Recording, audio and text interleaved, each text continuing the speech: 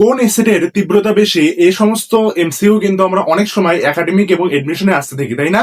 চলো তোমাদের জন্য একটা কোশ্চেন রাখা হয়েছে এখানে, কোন অ্যাসিডের তীব্রতা বেশি। এই সকল কোশ্চেন সলভ করার জন্য আমরা আগে কোন অ্যাসিডের যে অ্যাসিডটা দেওয়া থাকবে ওই অ্যাসিডের কেন্দ্রীয় পরমাণু নির্ণয় করব। যেমন এ নম্বরে যে অ্যাসিডটা দেওয়া আছে তার কেন্দ্রীয় পরমাণু সালফার, বি নম্বরে যে অ্যাসিডটা দেওয়া আছে তার কেন্দ্রীয় পরমাণু ক্লোরিন, সি নম্বরে যে অ্যাসিডটা দেওয়া আছে তার কেন্দ্রীয় পরমাণু নাইট্রোজেন, এবং ডি নম্বরে যে অ্যাসিডটা দেওয়া আছে তার কেন্দ্রীয় পরমাণু এখানেও সালফার।